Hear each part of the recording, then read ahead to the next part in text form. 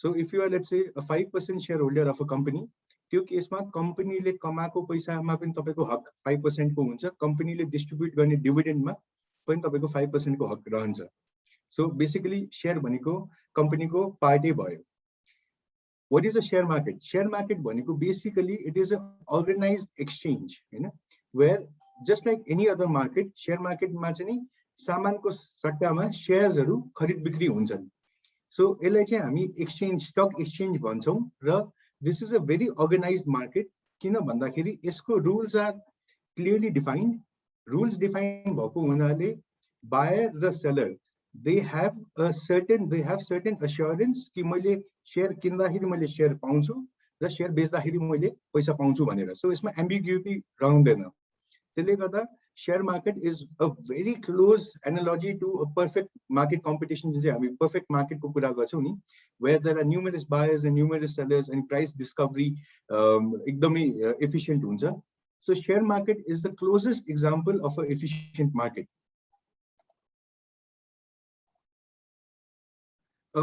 हाम्रो स्टक मार्केटको हिस्ट्रीको अलिकति सानो कुरा गरौँ। सो बेसिकली हाम्रो स्टक मार्केटको स्ट्रक्चरमा the apex regulator is securities exchange board of Nepal, जसलाई धितोपत्र बोर्ड भनिन्छ नेपालीमा।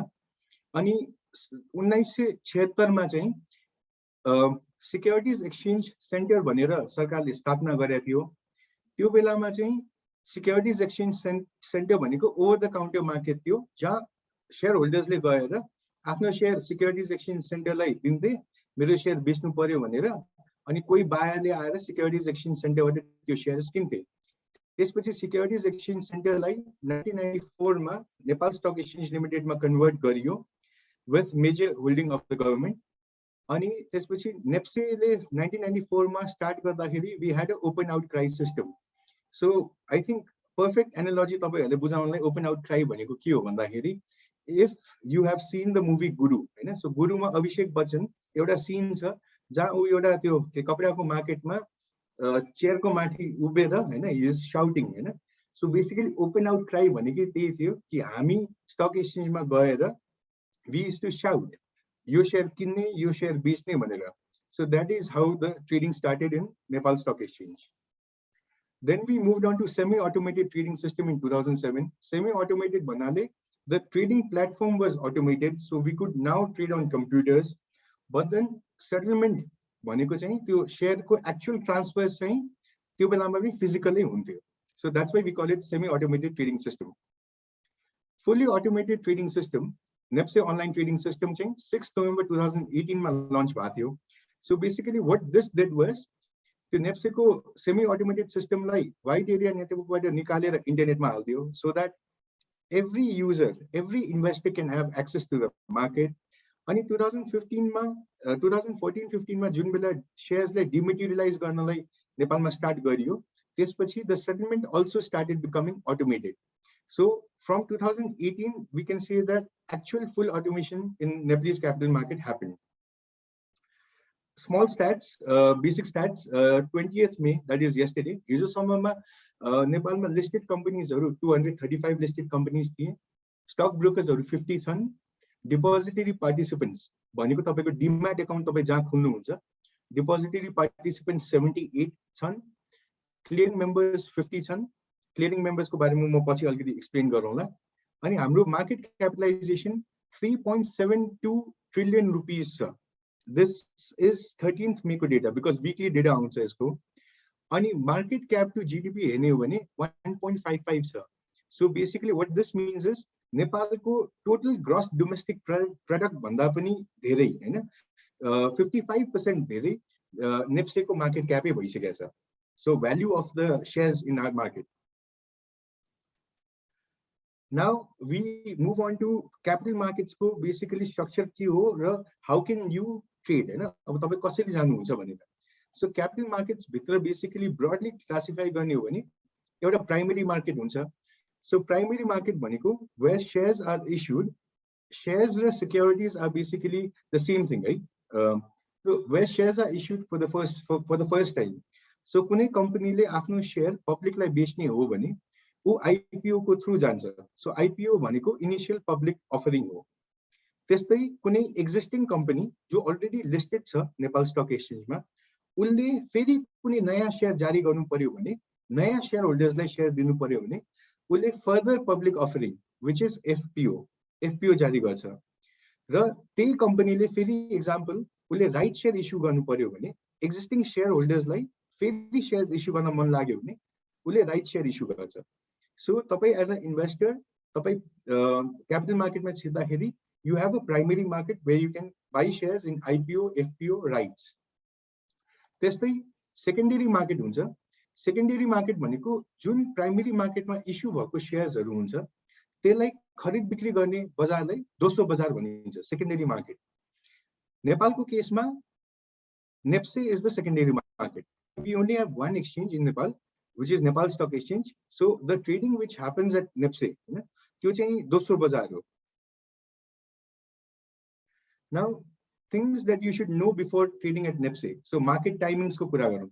So basically हाम्रो मार्केट चाहिँ बिहान 11 बजेदेखि दिउँसो 3 बजेसम्म चल्छ, सन्डे खोल्छ अनि थर्सडे सम्म चल्छ। फ्राइडे ट्रेडिङ हुँदैन हाम्रो मार्केटमा। मार्केट सेसन्स भन्दाखेरि बेसिकली यो 11 देखि 3 को समयलाई पनि इन्टरनेशनल स्ट्यान्डर्ड अनुसार नै बाइफर्केट गरिएको छ। सो एउटा प्री ओपन सेसन भनेर हुन्छ which starts before 11 AM. So pre open सेसनमा तपाईले 10:30 बजेदेखि पौने 11 बजेसम्म अर्डर हाल्न पाउनुहुन्छ। त्यसपछि स्पेशल प्री ओपन सेसन हुन्छ 10:30 देखि पौने 11, त्यो चाहिँ तपाईको आईपीओ लिस्टिङ भएको बेला फर्स्ट डे को लागि हुन्छ। र फाइनली कन्टिन्युअस मार्केट भनेर हुन्छ which is normal market which operates from 11 AM to 3 PM. One more thing that we need to understand is board lot. So stock exchange मा तपाईले कति शेयर्स ट्रेड गर्न पाउनुहुन्छ। सो हाम्रो एक्सचेन्जमा एज अफ नाउ बोर्ड लटलाई चाहिँ पार value सँग tie up गरिएको छ। पार भ्याल्यू भन्नाले कम्पनीले सुरुमा इस्यु गरेको भ्याल्यू, त्यो सर्टिफिकेटको भ्याल्यू भनौँ न 100 रुपैयाँको शेयर हुन्छ जेनरली। सो 100 रुपैयाँको भ्याल्यू। सो हाम्रोमा चाहिँ के गरेछ बोर्ड लटलाई 1000 रुपीस को पार भ्याल्यू भनेर बोर्ड लट डिफाइन गरिएको छ। यसको मतलब के हो, तपाईले एक्जाम्पल कुनै कम्पनी जसले 100 रुपैयाँको शेयर इस्यु गरेको छ उसको तपाईले मिनिमम 10 शेयर खरिद बिक्री गर्न पाउनुहुन्छ। त्यस्तै कुनै कम्पनी एक्जाम्पल हाम्रो केसमा सोल्टी होटल लिमिटेड छ जसको चुक्ता पुँजी अथवा त्यो शेयरको भ्याल्यू 10 रुपैयाँ पर शेयर हो। So in case of Soaltee hotel तपाईले 100 शेयर्स मिनिमम ट्रेड गर्नुपर्छ। त्यो भन्दा तलको लट 10 शेयर भन्दा कम अथवा सोल्टी होटलको केसमा 100 शेयर भन्दा कम ट्रेड गर्नु पर्यो भने त्यसलाई अड लट भनिन्छ। र त्यसको चाहिँ बेसिकली मार्केटै फरक हुन्छ, सेम सिस्टममा काम हुने हो तर काम गर्ने तरिका अलिकति फरक हुन्छ। अब अर्डर टाइप्स को बारेमा कुरा गरौँ।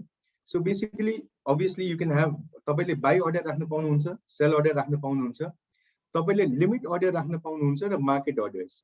सो लिमिट अर्डर भनेको के हो भन्दाखेरि तपाईले अर्डर राख्दाखेरि तपाईले प्राइस डिफाइन गर्न पाउनुहुन्छ। ओके, म यो कम्पनीको शेयर 200 रुपैयाँमा किन्छु भनेर तपाईले अर्डर राख्न पाउनुहुन्छ, और म यो कम्पनीको शेयर 205 रुपैयाँमा बेच्छु भनेर। सो तपाईले प्राइस डिफाइन गर्दाखेरि त्यसलाई लिमिट अर्डर्स भनिन्छ। मार्केट अर्डर्स भनेको के हो, तपाईले प्राइस डिफाइन गर्नुहुन्न, तपाईले के भन्नुहुन्छ अर्डर दिँदाखेरि मैले 100 शेयर्स यो कम्पनीको किन्नलाई मार्केट प्राइसमा अर्डर राख्ने बित्तिकै because there is no price, सिस्टमले के गरिदिन्छ भन्दाखेरि एट वाट एभर प्राइस, हैन, जुनसुकै प्राइसमा सेलर छ उसले त्यो प्राइसमा गएर शेयर किनिदिन्छ। सिमिलरली बेच्ने केसमा तपाईले मार्केट अर्डर राख्नु भने जुन प्राइसमा बायर हुन्छ उसले त्यो प्राइसमा गएर शेयर बेच्दिन्छ। अब हाम्रो मार्केटमा अहिले करेन्टली ट्रेड हुने इन्स्ट्रुमेन्ट्सहरू के छन् त? एउटा इक्विटीज छन्। इक्विटी भनेको शेयर कम्पनीको त्यो अघि मैले भनेको पोर्सन नै भयो। एउटा म्युचुअल फन्ड्स छन्। सो म्युचुअल फन्ड भनेको basically it is a fund where तपाईहरुले न तपाईहरुले शेयर किने जस्तै गरिकन म्युचुअल फन्डको युनिट्स किन्नुहुन्छ। म्युचुअल फन्डको चाहिँ शेयर भनिँदैन, म्युचुअल फन्डको चाहिँ युनिट्स भनिन्छ। सो म्युचुअल फन्डको युनिट्स किन्नुहुन्छ र तपाईसँग उठाएको पैसाले लिएर म्युचुअल फन्डको म्यानेजरले, त्यो म्यानेजिङ कम्पनीले स्टक मार्केटमा इन्भेस्ट गर्छ र उसले त्यहाँबाट कमाएको प्रफिट तपाईहरुले डिस्ट्रिब्युट गर्छ। प्रेफरेन्स शेयर्स हुन्छ। सो प्रेफरेन्स शेयर्स चाहिँ बेसिकली त्यो चाहिँ इक्विटीजबाट कसरी फरक छ भन्दाखेरि इक्विटीजमा तपाईले डिभिडेन्ड पाउनुहुन्छ, तर there is no coupon rate. तपाईले कुनै पनि फिक्स्ड डिभिडेन्ड भनौँ न, फिक्स्ड डिभिडेन्ड पाउनुहुन्न, कम्पनीको प्रफिटेबिलिटीमा डिपेन्ड गर्छ। प्रेफरेन्स शेयर चाहिँ कम्पनीले के गर्छ भने प्रेफरेन्स शेयरमा चाहिँ उसले डिफाइन गरेको हुन्छ कि म यति प्रेफरेन्स दिँदैछु, और ओपन एन्डेड पनि हुन सक्छ, र उसले त्यसमा तपाईले डिभिडेन्ड म यति दिन्छु every year, for example 5% or 10% म डिभिडेन्ड एभ्री इयर तपाईलाई दिन्छु भनेर। यसकै एउटा सबसेट के हुन सक्छ भन्दाखेरि कन्भर्टेबल प्रेफरेन्स शेयर हुन सक्छ। फर एक्जाम्पल हाम्रो मार्केटमा प्र्याक्टिस भएको एउटा कन्भर्टेबल प्रेफरेन्स शेयर एभरेस्ट ब्याङ्कको छ। सो एभरेस्ट ब्याङ्कले टेन्टेटिभली 13-14 वर्ष अगाडि कन्भर्टेबल प्रेफरेन्स शेयर इस्यु गरेको थियो। त्यसमा उसको क्लज के थियो भन्दाखेरि उसले डिभिडेन्ड चाहिँ 7% दिने एभ्री इयर, तर मूल शेयरको एभ्री 3 इयर्समा उसले प्रेफरेन्स शेयरलाई कमन शेयर्स इक्विटिजमा कन्भर्ट गर्ने। भनेपछि इफ यु ह्याड एभरेस्ट ब्याङ्कको प्रेफरेन्स शेयर्स 15 वर्ष अगाडि, 12 वर्ष अगाडि भनेपछि 3 वर्षपछि इस्यु गरेको तपाईको 100 किता मध्येबाट 20 किता पब्लिक शेयर हुन्थ्यो एभरेस्ट ब्याङ्कको। So basically these are all features of the preference share. So different मोडल्समा तपाईले निकाल्न सक्नुहुन्छ। फाइनली अहिले हाम्रो मार्केटमा last instrument which is traded is non convertible debentures. So यो चाहिँ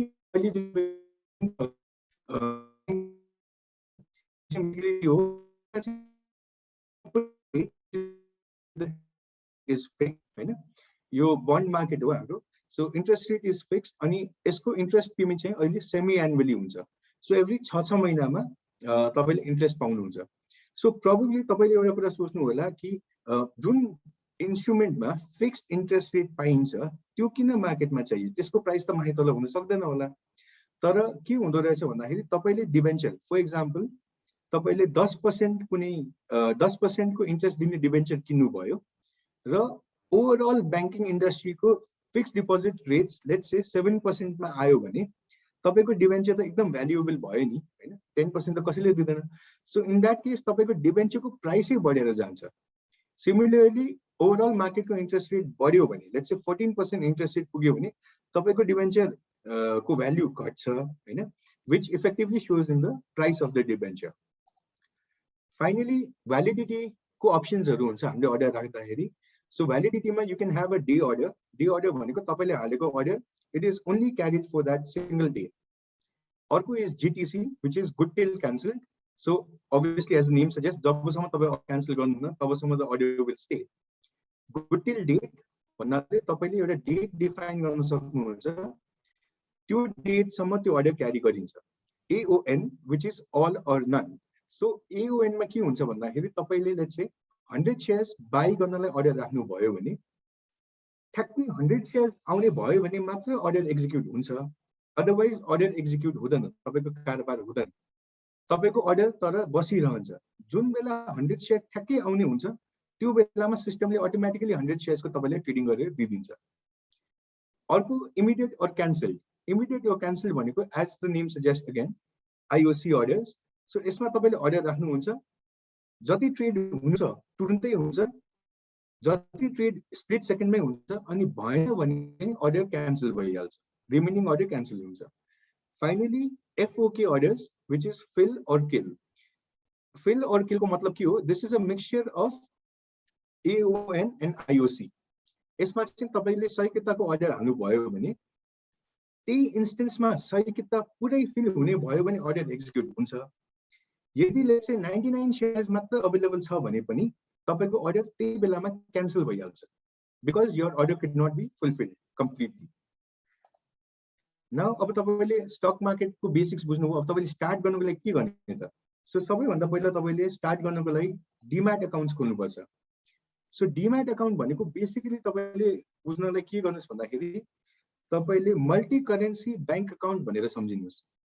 भन्नाले तपाईले एउटा बैंक अकाउन्ट खोल्नुहुन्छ जहाँ तपाई डलर पनि राख्न पाउनुहुन्छ, क्याश पनि राख्न पाउनुहुन्छ। त्यस्तै गरिकन डीम्याट अकाउन्टमा तपाईले शेयर्स राख्नुहुन्छ। एक्जाम्पलको लागि तपाईले नोबेल बैंकको शेयर राख्नु होला, तपाईले स्ट्यान्डर्ड चार्टर्ड बैंकको शेयर राख्नु होला। सो यो दुईटै शेयर तपाईको डीम्याट अकाउन्टमा गएर बस्छ।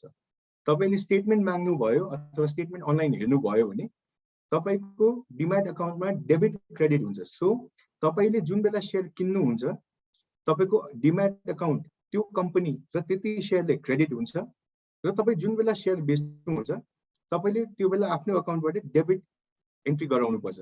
सो त्यो डेबिट भएर ब्रोकरको अकाउन्टमा सेयर्स आउँछ। So first and foremost demat account चाहिँ खोल्नै पर्छ।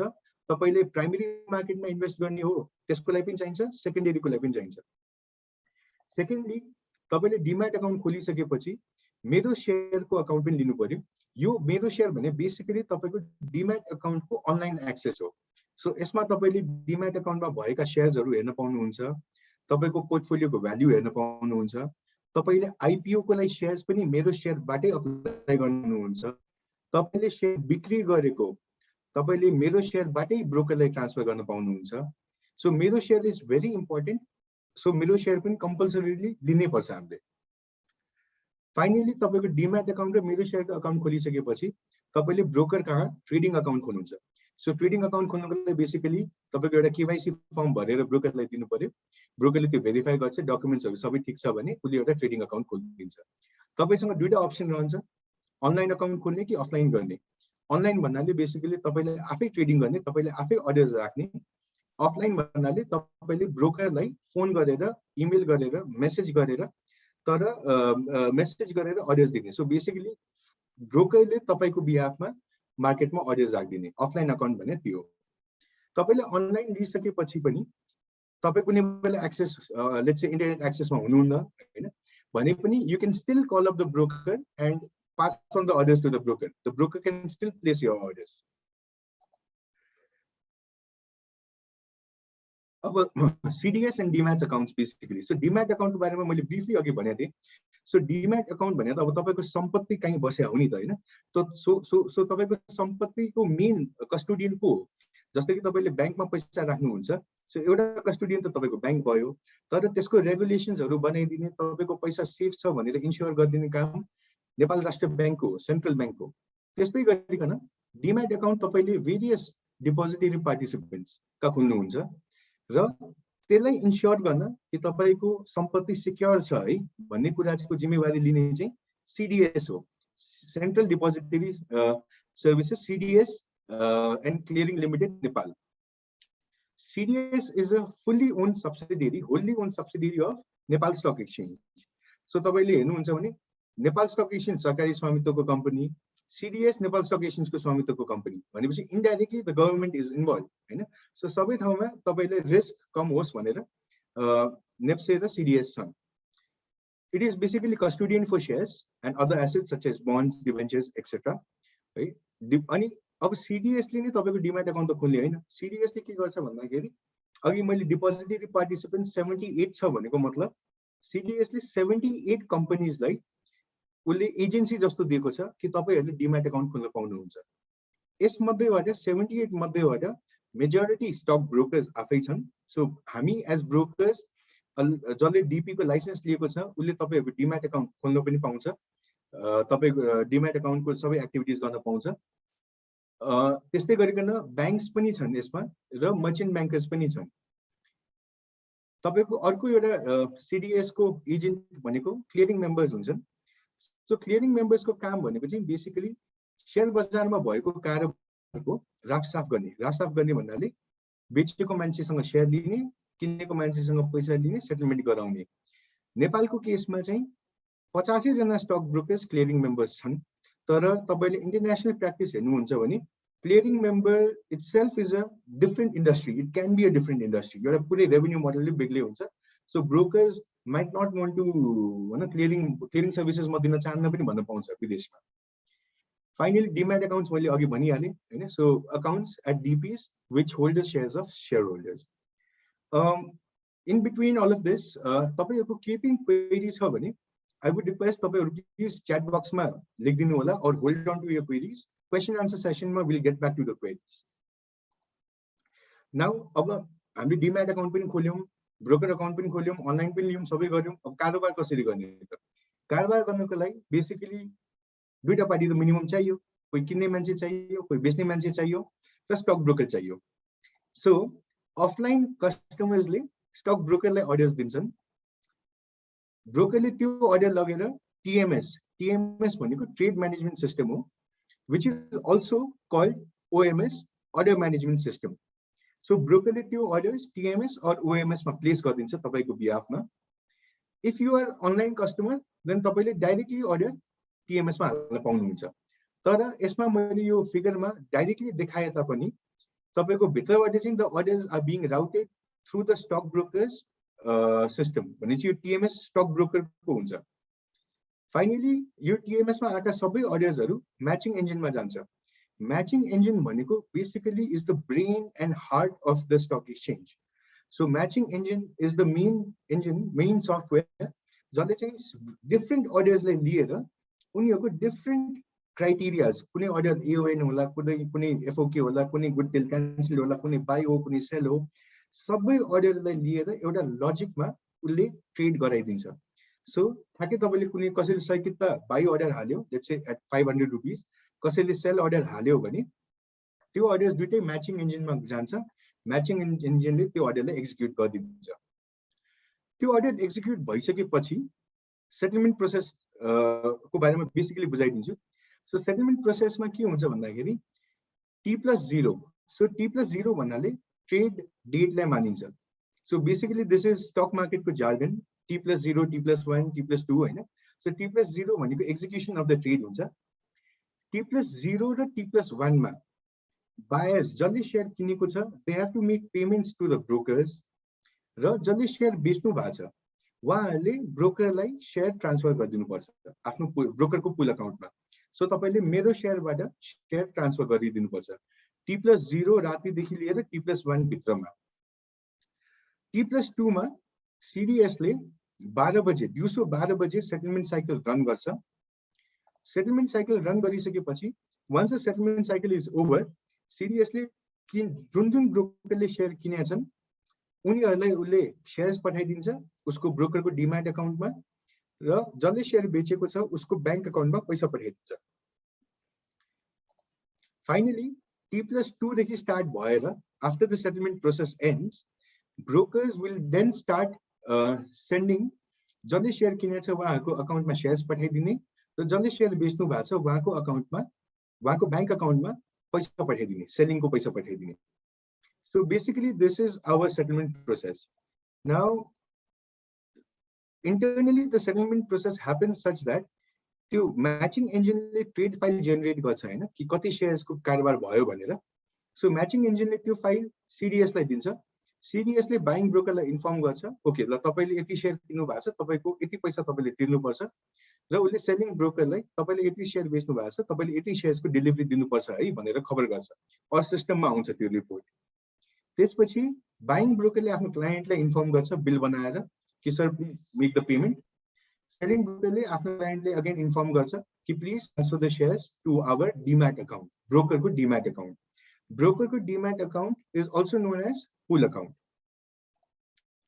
नाउ अन सेटलमेन्ट डे भनेपछि T+2 मा के हुन्छ 12 बजे 12 बजे सीडीएसई ले बाइङ ब्रोकरको बैंक अकाउन्टबाट पैसा तान्छ भनेपछि उले पहिला डिफाइन गरेछ नि तपाईले कति पैसा दिनुपर्ने छ। सो उले बाइङ ब्रोकरको डिमैट अकाउन्टबाट पैसा तान्छ, र उले सेलिङ ब्रोकरको pool account which is the demat account त्यहाँबाट उले कस्टमर्सले जुन चाहिँ शेयर ट्रान्सफर गरेको हुन्छ त्यो शेयर सीडीएस ले पुल गर्छ। त्यो उले पुल गरिसकेपछि once the settlement cycle is over, post settlement CDS ले बाइङ ब्रोकरलाई पैसा शेयर्स पठाइदिन्छ उसको डिमैट अकाउन्टमा, र सेलिङ ब्रोकरलाई फन्ड्स पठाइदिन्छ। So this is where the settlement cycle associated with CDS ends है। त्यसपछि बाई ब्रोकरले आफ्नो बायर क्लाइन्टको अकाउन्टमा शेयर्स पठाइदिन्छ, selling broker as mentioned before. Now let's say सबै कुरा इज वर्किङ फाइन हैन, but then there can be instances where default delivery हुन सक्छ मार्केटमा। डिफल्ट डेलिभरी भनेको बेसिकली कुनै एउटा पार्टीले हैन कुनै एउटा क्लियरिङ मेम्बरले शेयर्स दिन सकेन और उले पैसा दिन सकेन, त्यो केसमा के हुन्छ। सो बाइङको केसमा यदि बाइङ ब्रोकरको बैंक अकाउन्टमा सफिसिएन्ट फन्ड्स छैन भने हाम्रो होल सेटलमेन्ट प्रोसेसै रोकिन्छ। बिकज आजको दिनमा हामीसँग सेटलमेन्ट ग्यारेन्टी फन्ड छैन, त्यसले गर्दा CDS can not process the settlement. So whole process settlement प्रोसेसै रोकिन्छ। त्यसले गर्दा कहिलेकाहीँ तपाईले फिल गर्नुभएको जसले ट्रेड गर्नुभएको छ कहिलेकाहीँ फिल गर्नुभयो होला कि सेटलमेन्ट टाइमै डिलेड हुन्छ कि कहिलेकाहीँ, किन त्यसलाई पोस्टपोन गरिन्छ। र अब जुन ब्रोकरले दिन सकेन उसलाई के पेनल्टी त लाग्नु पर्यो। भनेपछि हाम्रो नियममा के छ भने पेनल्टी चाहिँ जुन बाइङ ब्रोकरले डिफल्ट गर्छ उसको लागि चाहिँ 3 दिन 3 वर्किङ डेजको लागि त्यो buying broker is suspended from trading, so उसले ट्रेड गर्न पाउँदैन। So buying brokers have to ensure कि मेरो बैंक अकाउन्टमा I have enough funds which they are asking for। Selling को केसमा अब सेलिङको केसमा ब्रोकर डिफल्ट गर्नु भनेको मतलब के भने ब्रोकरले त आफ्नो शेयर त यहाँ लेन्डिङ एन्ड बोरोइङको सिस्टम छैन, त्यसले गर्दा क्लाइन्टले नै ब्रोकरको अकाउन्टमा शेयर हाल्दिने हो। सो शेयर अब कुनै क्लाइन्टले शेयर हाल्न सकेन भने in that case the broker default छ नि कि मैले यो कम्पनीको यो ट्रान्ज्याक्सनमा यो क्लाइन्टले यति शेयर दिन सकेन भनेर भन्छ। इन दैट केस के हुन्छ, the settlement process will continue as usual, किनकि सेलिङको केसमा we have a mechanism, penalty mechanism, whereby 20% penalty on the shortfall is levied हैन। भनेपछि तपाईले 100 किता शेयर बेच्नु भयो, तपाईले 50 शेयर्स डेलिभरी गर्न पाउनु भएन, सक्नु भएन, और पुरै गर्न सक्नु भएन भने तपाईले जति शेयर गर्न सक्नु भएको छैन त्यसको तपाईले जुन प्राइसमा ट्रेड गर्नु भएको छ त्यसको भ्याल्यु लिएर त्यसमा 20% पेनल्टी लाग्छ। त्यो पेनल्टी पहिला ब्रोकरको अकाउन्टबाट तानिन्छ, selling ब्रोकरको अकाउन्टबाट, which the selling broker will effectively debit the account of the customer, हैन, उले कस्टमरसँग लिन्छ। अब त्यो पैसा कहाँ जान्छ भन्दाखेरि कुनै सेलिङ ब्रोकरले शेयर दिन सकेन भने त त्यो ट्रान्ज्याक्सन जसले किने हो हैन, जुन क्लाइन्टले अथवा जुन ब्रोकरले किने हो उले त शेयर नपाउने भयो। So in that case seriously के गर्छ, त्यो 20% पेनल्टीमा राजस्व विभागले विनफल गेन ट्याक्स भनेर 25% काट्छ, किनकि यो त अनएक्सपेक्टेड गेन भयो तपाईलाई किन्ने मान्छेलाई हैन। सो उसले 25%, 20% को 25% भनेको 5% भयो। सो उसले 5% काटेर 15% को अमाउन्ट चाहिँ ब्रोकरलाई, किन्ने ब्रोकरले पठाइदिन्छ, जुन किन्ने ब्रोकरले आफ्नो बाइङ क्लाइन्टलाई बिकज शेयर आएन उसले बाइङ क्लाइन्टलाई दिन्छ। सो डिफल्ट डेलिभरीको केसमा हामीले यसरी ह्यान्डल गर्छौँ। त्यसपछि ट्रान्ज्याक्सन कस्टको कुरा गरौँ। सो हाम्रो मार्केटमा के कति कस्ट लाग्छ त? सो हाम्रो मार्केटमा मैले इक्विटीजको मात्र कुरा गर्छु because to make everything simple अहिलेलाई। सो इक्विटीजमा चाहिँ बेसिकली तपाईको ब्रोकरेज कमिसन लाग्छ। So the commission ranges from 0.4% to 0.27%, minimum 25 rupees लाग्छ। अनि यो कमिसन चाहिँ पर ट्रान्ज्याक्सन बेसिसमा लाग्छ। फर एक्जाम्पल तपाईले 1 लाखको शेयर किन्नु भयो तर 25 हजार रुपैयाँ गरेर 4 वटा कारोबार भयो भने you will still fall into 0.4% को category, not 0.37. So per transaction basis ma brokerage commission is levied. त्यस बाहेक तपाईलाई सबै इन्भेस्टर्स लाई सेबन कमिसन लाग्छ, which is regulatorले लिने कमिसन हो, सिक्युरिटीज एक्सचेन्ज बोर्ड अफ नेपालले, which is 0.015% on the transaction amount. So which effectively means 1 lakh रुपैयाँमा 15 रुपैयाँ सेबनले लिन्छ। 1 लाख रुपैयाँको कारोबार गर्नुभयो भने 15 रुपैयाँ सेबनले लिन्छ। त्यसबाहेक तपाईले शेयर बेच्दाखेरि क्यापिटल गेन ट्याक्सेस लाग्छ। तपाईले प्रॉफिट भयो भने क्यापिटल गेन ट्याक्स लाग्ने हो। सो तपाई व्यक्तिगत लगानीकर्ता हुनुहुन्छ, इन्डिभिजुअल इन्भेस्टर हुनुहुन्छ भने तपाईलाई 5% क्यापिटल गेन ट्याक्स लाग्छ, र तपाई कर्पोरेट इन्भेस्टर हुनुहुन्छ भने तपाईले 10% क्यापिटल गेन ट्याक्स लाग्छ। Finally transfer fees.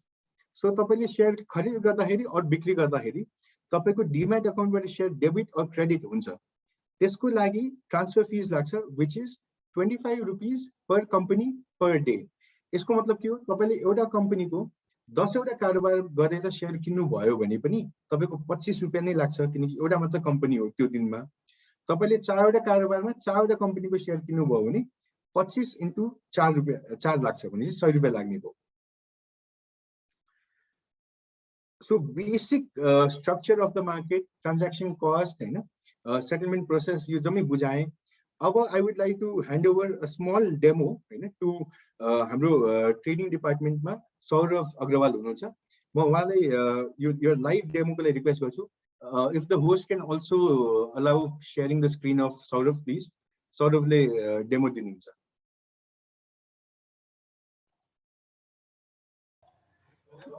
Hello, good evening everybody. I am not able to share the screen.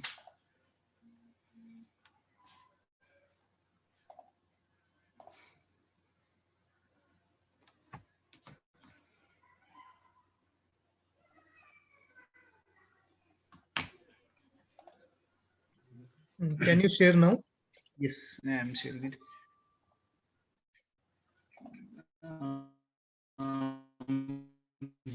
Basically this is TMS है, सबै कुरा गरिसकेको छु। म तपाईँहरूलाई अहिले आज प्र्याक्टिकली प्रेजेन्ट गरिरहेको छु कि टिएमएस कसरी चल्छ र टिएमएसमा हामीहरू के हेरिरहेका हुन्छौँ। दिस इज बेसिकली यो बेसिकली तपाईँको नेप्से टिएमएस लगइन गरेपछिको ड्यासबोर्ड हो है। यहाँ हामीहरू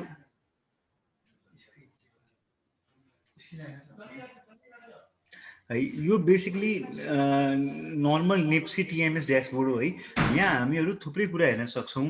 बेसिकली स्टार्टिङ फ्रम यहाँ हामीहरू नेप्सी इन्डेक्स हेर्न सक्छौँ है, टोटल टर्नओभर हेर्न सक्छौँ, हाम्रो टर्नओभर हेर्न सक्छौँ। माई इन्फर्मेसनमा गएर सबै डिटेल्सहरू हामी यहाँ हेर्न सक्छौँ है। र बाइङ गर्नको लागि नेप्सेले आजको डेटमा नियम बनाएको छ कि एटलिस्ट 25% कोलेट्रल अपलोड गर्नुपर्छ। त्यो यहाँ हामी गएर कोलेट्रल म्यानेजमेन्टमा लोड कोलेट्रलमा गएर है बोथ कनेक्ट आइपिएस र ग्लोबल आइएम ब्याङ्कको माध्यमबाट हामीहरू यहाँ अपलोड गर्न सक्छौँ है। हामीले कारोबार गरिसके पछाडि यहाँ हामीसँग फन्ड सेटलमेन्टको अब्लिगेसनहरू आउँछ है। त्यो अब्लिगेसनहरू हामीहरू बाइ इन्फर्मेसन एन्ड सेल इन्फर्मेसनमा गएर हेर्न सक्छौँ। हामीहरूको क्लाइन्ट फन्ड ट्रान्सफर हिस्ट्रीबाट हामीले कसरी पैसा ट्रान्सफर गरेका छौँ, कुन माध्यमबाट गरेका छौँ, एनसिएचएल र ब्याङ्कको मार्फतबाट यदि हामीले गरिरहेका छौँ त्यो पनि यहाँ देखाउँछ। र आजको डेटमा हामीहरू हाम्रो मार्केट अहिले बन्द छ, त्यही भएर हामीहरू बाई सेल अप्सनमा क्लिक गर्दाखेरि इट इज बेसिकली ब्लर आउँछ है। त्यही भएर मैले यहाँ तपाईँहरूलाई एउटा सानो स्क्रिनसट लिएर राखेको छु, त्यो म सेयर गरिरहेको छु है। यो स्क्रिनमा हामी हेर्न सक्छौँ कि यो यसमा हामीले एउटा सानो अर्डर हालेका छौँ एनजिपिएल भन्ने सेयरको 1000 युनिट्सको एट 327 प्राइस, अनि it has a validity of today है, एक दिनको मात्र भ्यालिडी छ र यो अर्डर प्लेस भइसकेको छ है। यो अर्डर प्लेस भइसके पछाडि यहाँ हामीलाई तल एउटा अर्डर बुक भन्ने देखाउँछ। अर्डर बुकमा हामीलाई के देखाइरहेको छ भन्दाखेरि यो सेयर हामीले पोस्ट गरिसकेका छौँ र यो अहिलेसम्म एक्जिक्युट भएको छैन। यो एउटा ओपन ट्रेड हो है। It can be cancelled, edited or it can trade at a time. त्यस पछाडि अर्डर प्लेस भइसके पछाडि डेली अर्डर बुकमा तपाईँको गएर हामी हेर्दाखेरि दुईवटा कुरा देखाउँछ, एउटा ओपन अर्डर्स र एउटा कम्प्लिटेड अर्डर्स। ओपन अर्डर यही हुन्छ बेसिकली जुन हाम्रो अहिले यहाँ हेरिरहेका छौँ। त्यही भएर मैले कम्प्लिटेड अर्डरको स्क्रिनसट लेखेको छ। कम्प्लिटेड अर्डरमा यो अर्डरहरू कम्प्लिट भइसकेको छ एट अ डिफ्रेन्ट प्राइस है, अनि एट डिफ्रेन्ट युनिट्स।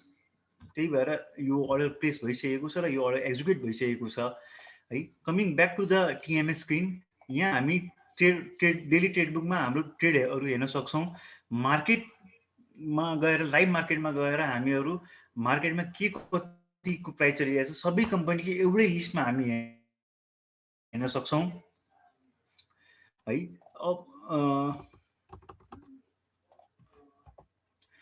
अब यहाँ हेरौँ, हामीहरू मार्केट डेपको अलिकति एउटा सानो कुरा गरिरहेको छु तपाईँहरूसँग। म मार्केट डेपमा बेसिकली हाम्रो market basically function in FIFO, first in first out सिस्टममा काम गरिरहेको हुन्छ।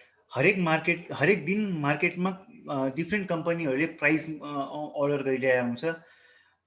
डिफ्रेन्ट कम्पनीहरूले इन्भेस्टरहरूले अर्डरहरू प्लेस गरिरहेको हुन्छ एट डिफ्रेन्ट प्राइसेस है। जसको अर्डर हाम्रो म्याचिङ इन्जिनले सबभन्दा पहिले भ्यालिडेट गर्छ या म्याच गर्छ त्यो अर्डर मात्रै एक्जिक्युट हुन्छ। People can place a order after market opens. We can place a order at 2% gap, 2% माथि या 2% तल राख्न सक्छौँ। त्यो 2% तल माथि राख्दाखेरि हामीहरू different types of we can notice कि यो कम्पनीको एनजिपिएल भन्ने कम्पनीको 327 मा तपाईँको बायरहरू छ, 4 जना बायर छ र total buyer is of 18,050 units and seller of 329 सेलरहरू 329 मा छ 468 युनिट्स है। बेसिकली टिएमएसमा अरू ब्रोकर ब्याक अफिसहरू एकाउन्ट स्टेटमेन्टहरू अहिले नेप्सेले अर टिम वाइकोहरूले यो प्रोभाइड गरेको छैन। डिपी होल्डिङमा गएर हामीहरूको डिपी होल्डिङ, यो व्यक्तिको डिपी होल्डिङ कति छ र हाम्रो एकाउन्टमा कति सेयर छ त्यो हेर्न सक्छौँ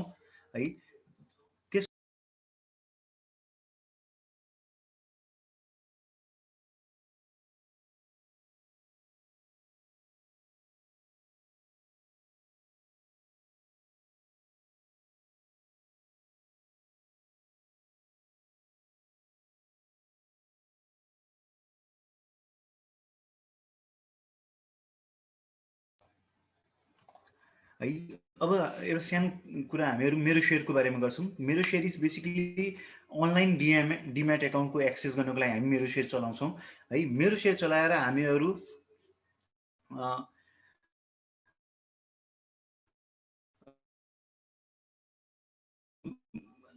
मेरो सेयर चलाएर हामीहरूको पोर्टफोलियोको आजको वेटेज कति छ त्यो हेर्न सक्छौँ। र त्यसको साथसाथै इडिआइएस पनि हामीले भोलि गएर सेयर बेचिसकेपछि हामीहरूको एउटा लायबिलिटी हुन्छ इडिआइएस गर्ने, त्यो हामीले T+1 भित्र गर्नुपर्छ। त्यो इडिआइएस पनि हामी मेरो सेयर मार्फत अनलाइन गर्न सक्छौँ है। मेरो सेयर खोल्दाखेरि इट इज बेसिक ड्यासबोर्ड है। त्यस पछाडि माई डिटेल्समा हामीहरूको सबै डिटेल्सहरू हेर्न सक्छौँ। माई सेयर्समा what are the number of shares I am holding and what are the companies I am holding हेर्न सक्छौँ। माई ट्रान्जेक्सन हिस्ट्रीमा basically transaction history of in and out, debit and credit daily हुनसक्छ हामीहरूको एकाउन्टमा, त्यो एउटा laser भनेर my transaction हिस्ट्रीमा हामी हेर्न सक्छौँ। माई पोर्टफोलियोमा द टोटल पोर्टफोलियो वेटेज के कति छ आजको डेटमा त्यो देखाउँछ। माई करेन्ट इस्यु माई आजबाट हामीहरू सेयर एप्लाई गर्न सक्छौँ है। सेयर एप्लाई गर्दाखेरि मानिलिनु अहिले हामीहरू यहाँ हेर्न सक्छौँ कि प्रभु सेलेक्ट फन्डको आइपिओ खुलेको छ है।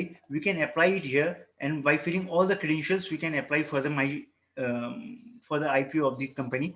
My purchase source is basically हामीले सेयर बेचिसके पछाडि हामीहरूको सेयरको कस्टिङ कति छ र त्यो सेयर कति मूल्यमा मैले आज किनेको छु र त्यो सेयरमा कति क्यापिटल गेन ट्याक्स लाग्नुपर्छ त्यसको जानकारीको लागि हामीहरूलाई WACC या पर्चेस सोर्स अपडेट गर्नुपर्ने हुन्छ।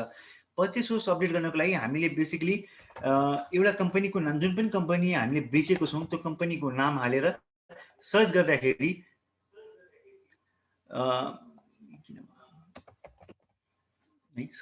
उसले देखाइरहेको हुन्छ र त्यसरी हामीहरू अपडेट गर्न सक्छौँ। त्यस पछाडि हामीहरू ट्रान्सफर रिक्वेस्ट रिपोर्टमा हामीहरूले गरेको ट्रान्सफर रिक्वेस्टको रिपोर्ट, कुनै पनि report even in the back date हामीहरू हेर्न सक्छौँ र ट्रान्सफर सेयर्समा गएर हामीले सेयर ट्रान्सफर गर्न सक्छौँ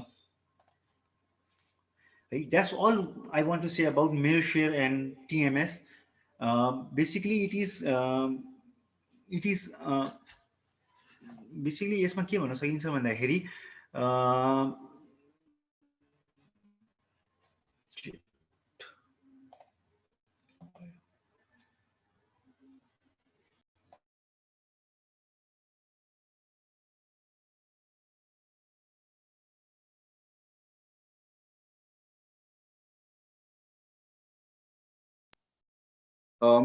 hello, more audible too? Okay. Can everybody see my screen as well? Can everybody see the screen? Yes. Okay. Thank you, Saurav. Thank you, Saurav, so much. So basically, the live demo Saurav ले देखायो। अब यो त basic कुराहरु भयो हैन। अब share बजारमा कसरी लगानी गर्ने, के गर्ने सौरभले पनि देखायो सबै कुरा। अब शेयर प्राइस भने चाहिँ के हो त? हैन, शेयर प्राइस चाहिँ कसरी मुभ हुन्छ? सो शेयर प्राइस मुभ हुने बेसिक फन्डा भनेकै डिमान्ड र सप्लाईले गर्दा हो। सो कुनै पनि शेयरको, कुनै पनि सामानको नै भनौं न, डिमान्ड बढेर गयो भने भाउ बढ्ने हो र डिमान्ड बढ्ने हो भने भाउ बढ्ने हो। Is the screen being can the moderator just see the screen clear everywhere, because I can see some drawings there. The participant have drawn the drawing. Yeah, I think I request please don't do this. I think you can disable that and erase that. Please do that in the meantime. Anyways, so I'll just continue, right? So basically कुनै पनि commodity या कुनै पनि सामानको या कुनै पनि share को price बढ्नु या घट्नु भनेको डिमान्ड र सप्लाईले नै इफेक्ट गर्ने हो। सो कुनै शेयरको डिमान्ड बढेर गयो भने प्राइस माथि जानु हो र सप्लाई बढ्यो भने प्राइस घट्नु हो। तर यो डिमान्ड र सप्लाई के कारणले घटबढ हुन सक्छ? There can be an number of reasons. के पनि कुराले हुन सक्छ हैन। इट क्यान बी आज रेनी डे छ हैन, पीपल आर ग्लूमी स्याड भइराछन्, प्राइस घट्न सक्छ। और अहिलेको केसमा फर एक्जाम्पल लकडाउन छ, price unexpectedly last year lockdown pachi people expected that the market might go down, but we saw it internationally as well हैन। सबै ठाउँमा मार्केट बढेको थियो, नेपालमा पनि मार्केट बढ्यो। सो बेसिकली भन्दाखेरि चाहिँ नि सानो, अब I am just touching upon a few points है। जस्तै कि माइक्रो लेभल और कम्पनी लेभलमा कुरा गर्ने हो भने कम्पनीको प्रॉफिटेबिलिटीले प्राइस फरक पर्न सक्छ। सो कुनै कम्पनीको प्रॉफिट बढ्यो भने the demand for that company will increase हैन। प्रफिट घट्यो भने वाइस वर्सा फ्युचर ग्रोथ कुनै कम्पनीको ग्रोथ एकदम राम्रो छ फर एक्जाम्पल एप्पलको कुरा गरौँ न सो एप्पल टेस्लाकै कुरा गरौँ हैन युएसमा Tesla is growing leaps and bounds so टेस्लाको फ्युचर अर्निङ्सलाई हेरेर अहिले त्यसको प्राइस बिलियन्स अफ डलर्समा भ्यालुएसन भइरहेछ कुनै कम्पनीलाई लसुट्स लाग्यो हैन सो त्यो बेलामा लसुट्स लाग्यो भने नेगेटिभ इम्प्याक्ट हो सो त्यसले गर्दा प्राइस घट्न सक्छ there can be other reasons as well कुनै सिइओ अपॉइन्ट भयो अर सिइओ ले रिजाइन गर्यो उले कुनै एसेट किन्यो बेच्यो उले कुनै कुराको पेटेन्ट पायो so there are numerous things that can happen है त्यस्तै म्याक्रो लेभलमा भन्दाखेरि इकोनोमिकल लेभलमा भन्दाखेरि चाहिँ हाम्रो मार्केटमा देखेको चाहिँ एउटा liquidity in the money market so money market फ्लक्चुएसन्सले हाम्रो मार्केटलाई एकदम फ्लक्चुएट गर्छ so basically what I mean to say is जुन बेला मनी मार्केटमा लिक्विडिटी हाई हुन्छ त्यो बेलामा इन्ट्रेस्ट रेट्स गो डाउन हैन इन्ट्रेस्ट रेट्स डाउन गइसकेपछि सेभिङ्स गर्ने मान्छेले पनि के सोच्छ भन्दाखेरि त्यो एफडी मा पैसा अर सेभिङ्स अकाउन्टमा 1% 2% पाउनु भन्दा त बरु स्टक मार्केटमै पैसा हालौँ भनेर भन्छ सो त्यहाँबाट डिमान्ड बढेर जान्छ इन्ट्रेस्ट रेट घट्यो भने लोन लिने मान्छे पनि बढेर जान्छ सो उले के गर्छ लोन लिएको पैसाले शेयर बजारमा लगानी गर्छ in expectations of profit so liquidity in a money market plays a very big role overall economic ग्रोथले पनि रोल प्ले गर्छ सो ओभरअल इकोनोमी नै ग्रो भयो भने आजको दिनमा हामीले हेरेछौँ 50 करोडको बैंक हैन 2008 मा 50 करोडको बैंक आज 2021 मा आउँदाखेरि 800 करोडको मिनिमम चुक्ता पुँजी भएका बैंकहरू आज पनि they have been able to sustain and give good profits हैन किन भन्दाखेरि the whole economy has grown during this period politics also plays a major role अब पॉलिटिक्स अब अहिले पनि आज I was just talking to somebody that आज जुन चाहिँ पोलिटिकल यो सिनेरियो भइराछ thankfully it is a Friday हैन when the market is closed यो यही पोलिटिकल भनौँ न अब एमाले पनि आफ्नो के रे ओलीले पनि आफ्नो दावेदारी दिने हैन देवबाजीले पनि दिने त्यो यदि मार्केट चलेको बेलामा भइदिएको भए मार्केट कस्तो इराटिकली मुभ गर्थ्यो होला हैन अप अर डाउन हैन एउटा न्यूजमा चेन्ज हुन्थ्यो होला so politics also plays a major role so this is not an exhaustive list this is just a sample there can be n number of things so this is how stock prices move now तपाईले कसरी invest गर्ने त हैन now because this program is meant for beginners what I would say is तपाईले basically companies like analysis गर्नै पर्छ invest गर्नको लागि so तपाईले स्टक मार्केटमा इन्भेस्ट गर्दाखेरि there are broadly two school of thoughts कसरी इन्भेस्ट गर्ने भनेर एउटा फन्डामेन्टल एनालिसिस हो एउटा टेक्निकल एनालिसिस हो सो यसमा बेसिकली तपाईले यो फिगरमा देख्नुहुन्छ यो टेबलमा फन्डामेन्टल र टेक्निकल एनालिसिसको डिफरेन्सेस देखाएको छ सो फन्डामेन्टल एनालिसिस भनेको चाहिँ बेसिकली कम्पनीको फाइनान्शियल परफर्मेन्स हेरेर इन्भेस्ट गर्ने हो so you analyse the financial performance of the कम्पनीले इयर अन इयर बेसिसमा one moment okay कम्पनीले इयर अन इयर बेसिसमा कति तपाईले क्याश फ्लो दिन सक्छ हैन so discounted cash flow model लाएर you can get the intrinsic value of the company and then you can compare that value with the stock price intrinsic value धेरै हो भने then you would say that the company is undervalued so you would buy the company if the intrinsic value is lower than the market price then you would sell the company तर technical analysis we don't do any these sorts of things what we basically do is technical analysis तपाईले past patterns हेर्नुहुन्छ price movement को patterns हेर्नुहुन्छ र त्यो chart हेरेर पुरानो chart हिजोसम्मको chart हेरेर तपाईले आजको डिसिजन लिनुहुन्छ expecting that history will repeat itself right so there are technical analysis there are certain tools that you can use to to predict where the prices are going to go in the future fundamental analysis basically again financial statements हेरेपछि अब तपाईले financial news कहाँ पाउनुहुन्छ त हैन figures कहाँ पाउनुहुन्छ financial स्टेटमेन्ट्समा पाउनुहुन्छ सो क्वार्टरली रिपोर्ट्सहरु हेर्नु पर्यो एनुअल रिपोर्ट्सहरु हेर्नु पर्यो I would strongly suggest for beginning investors that तपाईहरु please at least read one full report annual report of a company कुनै पनि company because you will get in-depth idea of that company right? Not only the facts and figures but what the company's management is thinking what the board is also thinking त्यहाँ देख्नुहुन्छ technical analysis मा historical patterns हरु हेर्छन् and would repeat in the future भनेर assumption छ fundamental analysis मा चाहिँ basically it is predominantly long term investment so company को example को लागि fundamental analysis is based on तपाईँको performance of the company. Now performance of the company is known every quarter होइन. So 3 महिनाभन्दा अगाडि त उसको नेक्स्ट पर्फर्मेन्स के हुन्छ भन्ने कुरा थाहा हुँदैन. त्यसले गर्दा it is relatively long term investment. Whereas technical analysis is generally used for short-term trading. Now, finally, fundamental analysis चाहिँ financial statements मा depend गर्छ, brokerage को analysis मा हुन्छ, news reports मा आउँछ हैन. Technical analysis यो सब के पनि हेर्दैन, उले news के पनि हेर्दैन, उले simple price movement मात्र हेर्छ, historical price changes मात्र हेर्छ र market को volumes हेर्छ. Now, from this, what I would suggest is for beginners, तपाईं technical analysis भन्दा पनि पहिला fundamental analysis मै गएर इन्भेस्ट गर्नुस्, because fundamental analysis would ensure that you, if your analysis is correct, would ensure that you are investing in the correct company firstly. So even if, let's say, the market goes down, you have a good company which you can hold on to. Now, for a bit advanced investors, जसलाई fundamental already गरिसकेको छ, you can also add technical analysis to your expertise. Now your duty analysis like कसरी use गर्ने त? My mantra is basically you choose the companies through fundamental analysis. So you भन्नु त्यो 235 वटा company मध्येबाट तपाई 10 वटा कम्पनी फन्डामेन्टल एनालिसिस बाट चुज गर्नुस् र कहिले किन्ने र कहिले बेच्ने भन्ने कुरा चाहिँ तपाई टेक्निकल एनालिसिस को हेल्प लिनुस्.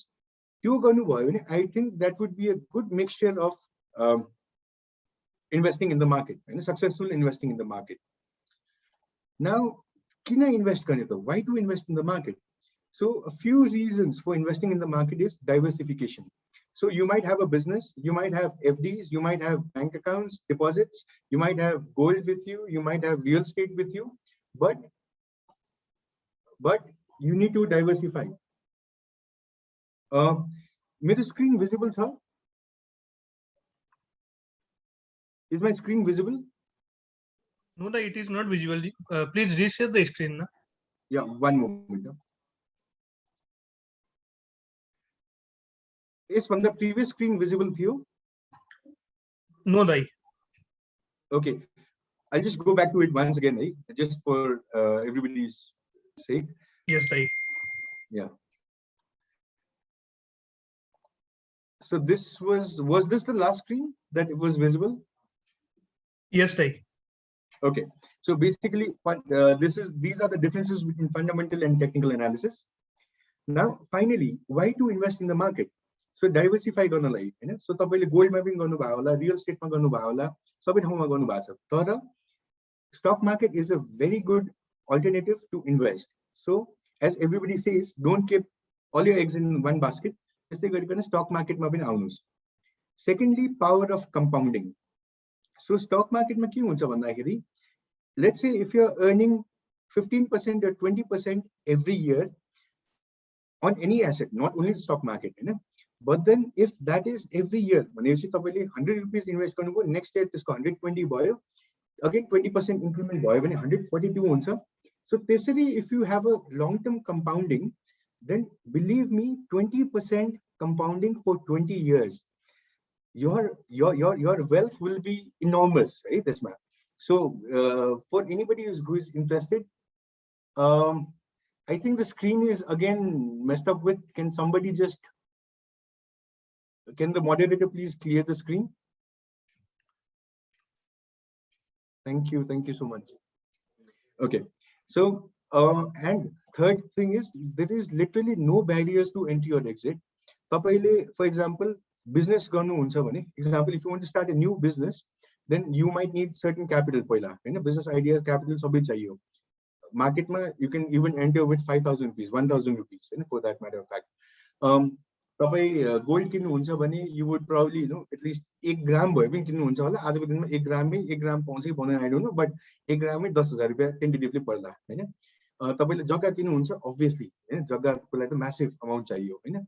So because shares को denominations are again I see anyways, so shares को denominations एकदम 10 share एक share के हिसाबमा हुन्छ. त्यसले गर्दा you can enter the stock market with very small capital. Thirdly, it provides liquidity. For example, तपाईले जग्गा किन्नु भयो भने, तपाईले जग्गा बेच्न जानु हुन्छ भने, it will take you time. Buyer खोज्नु पर्यो, हैन बायर खोजेस भाउ मिल्नु पर्यो सबै कुरा हुनु पर्यो त्यसपछि मालपोतमा गएर तपाईले ट्रान्सफर गराउनु पर्यो त्यो सब चिज छ सुनमा पनि लिटरली केही हदसम्म त छ हैन टेस्टिङ हुनु पर्यो त्यो क्वालिटी चेकहरु सबै हुनु पर्यो in shares it is very easy तपाई share बेच्नुस् once everything is fulfilled T+3 मा तपाईको अकाउन्टमा पैसा आउँछ हैन lower tax rates on profits so मैले अघि भनेको थिए capital gain taxes on share market हैन so तपाईले प्रॉफिट इन्डिभिजुअल मान्छेले इन्डिभिजुअलले प्रॉफिट गर्यो भने उसको जम्मा 5% ट्याक्स लाग्छ अब तपाईले हाम्रो नेपाल सरकारको जुन चाहिँ ट्याक्स रेट चाहिँ हेर्नुहुन्छ भने जसले 20 लाख रुपैयाँ भन्दा बढी कमाउँछ एक्जाम्पल उहाँको ट्याक्स रेट 36% सम्म जान्छ हैन सो स्टक मार्केटमा tax rates are much lower अर्को कुरा तपाईले डिभिडेन्ड स्टक्सहरु चुज गर्नुभयो भने जुन कम्पनीले राम्रो डिभिडेन्ड दिन्छ then you can plan for your retirement as well so तपाईको रिटायरमेन्टमा you have throughout your working career you have invested in the stock market and when you retire you will get dividends every year so retirement पछि it is a good source of cash flow finally stock market returns have outperformed all the other asset classes so stock market returns world over ma it's not only Nepal world over ma long term ma not the short term but longer period of time ma stock market returns have outperformed real estate outperformed gold they have outperformed every other asset class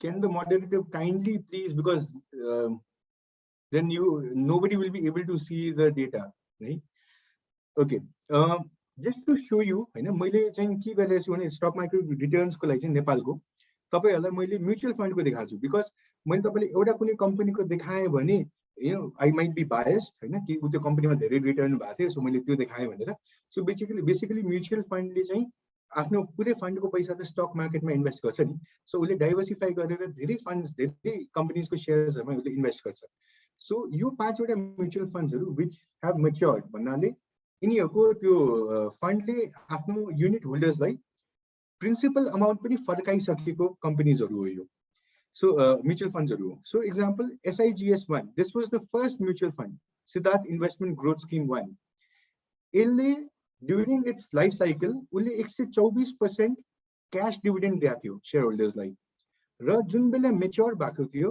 उले 10 रुपैयाँ लगाउने मान्छेलाई 21 रुपैयाँ 80 पैसा फिर्ता दिएको थियो if you see over the life cycle usko annual return comes out to be 48% Nobel balance fund ko 35% so if you come down to the list aba मैले lowest mind Lakshmi value fund ke हेर्नु भयो 13% छ now if you see average inflation during the same period was 5.88% and average FD rates was 9.1% so तपाईले यो पिरियडमा FD मा पैसा राखेको भए तपाईले 9% मात्र पाउनु हुन्थ्यो जुन लक्ष्मी भ्याल्यु फन्डले पनि तपाईले त्यसभन्दा बढी दिएको छ हैन it was a good fund तपाईले 9 भन्दा बढी दिएको छ र हामी सधैं फाइनान्समा what we say is if you can earn something above the interest rate and the inflation combined then basically you are growing your money so your interest rate and inflation combined is around 15% so whatever you are earning above 15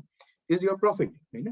So these are the basic returns in the market so stock market ma it is the place to create wealth thank you so much everybody this was my final slide so if there are any questions I'm willing to take it up just before I stop my screen share I am the executive chairman of ABC Securities we are broker number 17 we have an office at Kathmandu in the Chowk and we also have a branch at Dharan Prithvi Marg Dharan you can contact us through our website if there are any queries thank you so much and open for question and answers thank you so much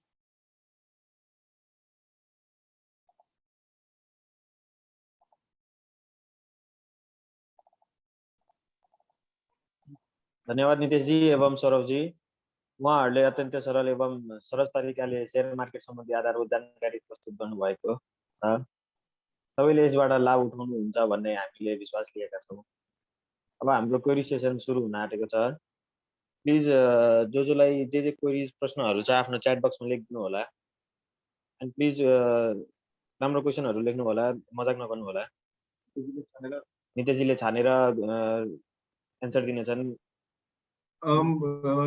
Vivekji, I would need your help as well. धेरै क्वेशनहरु आएको रहेछ. So if you see any relevant questions also, please मलाई किनकि यहाँ धेरै miss हुन सक्छ. Okay, I just see one SIP available in mutual fund.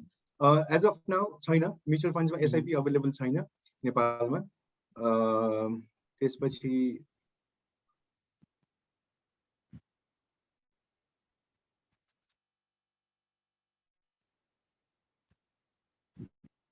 We shall be discussing. I think Vivekji, if anybody has questions, then I think probably you can ask for a raise of hands as well. Okay, please raise your hand and then ask in chat box. License को लागि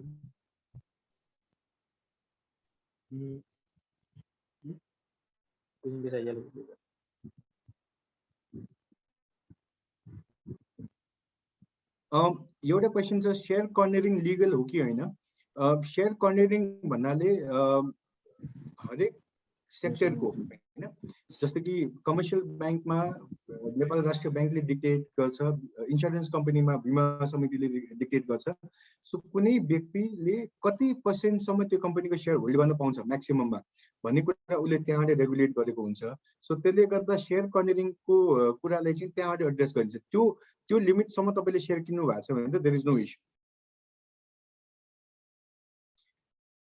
What is the purpose of pre-open and special pre-open session भनेर आएको छ एउटा question. So special pre-open session भनेको चाहिँ तपाईको भर्खर आईपीओ ल्याएर मार्केटमा फर्स्ट टाइम लिस्टिङ भएको कम्पनीको लागि स्पेशल pre-open session हुन्छ. त्यो चाहिँ किन गरिएको छ भन्दाखेरि तपाईको फर्स्ट टाइम जुन कम्पनी लिस्टिङ हुन्छ उसको price range is a bit different के. सो बुक भ्यालुको 3 टाइम्स सम्म जान पाउँछ. त्यसले गर्दा स्टक एक्सचेन्जले चाहिँ यसको लागि स्पेशल प्री ओपन सेसन दिया हो र अरु रेगुलर कम्पनी ओपन सेसन दिएको छ. Apart from that, okay, I see one question. Finance teacher हुनुहुन्छ विराटनगरमा, finance lecturer हुनुहुन्छ. Thank you sir. Need to discuss about difference between theory and what we deal and the practical application going on in Nepal stock market. Sir अब थ्योरीकै कुरा गर्ने हो भने त अब यस्तो छ, थ्योरीमा सरहरुले अब एफिशिएन्ट मार्केट हाइपोथेसिसको बारेमा पढाउनु हुन्छ होला हैन, एफिशिएन्ट मार्केट्सको कुरा गर्नुहुन्छ होला. सो हाम्रो मार्केट चाहिँ डेफिनेटली भनौं न, अब म चाहिँ अलिकति बिहेभियरल फाइनान्सको स्टुडेन्ट पनि परे. So I think the market is more moving towards behavioural finance. It defines the market to a better accuracy, I would say, than other theories. So behavioral finance is doing well. Market ma chali नै रहेछ भन्नु पर्यो. त्यो बाहेक चाहिँ efficiency को कुरा गर्नुहुन्छ भने हाम्रो मार्केटमा चाहिँ अब टेक्स्ट बुक कै कुरा गर्ने हो भने तपाईको फ्लो अफ इन्फर्मेसन हैन, कम्पनीको न्यूजकै कुरा गर्ने हो भने त्यति एफिशिएन्ट छैन. सो त्यसले गर्दा मार्केट, हाम्रो market is I don't want to say this but to some extent हैन अलिकति एभरेज भन्दा बढी इनएफिशिएन्ट छ भन्छु. Right? So I think that was a politically correct answer.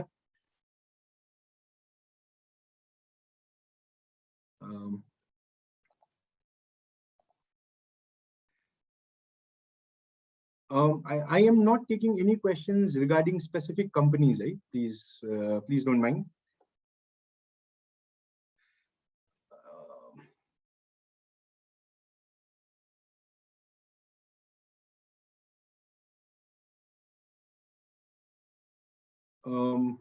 Vivek ji, can you see any questions? यहाँ तो धेरै बिचमा.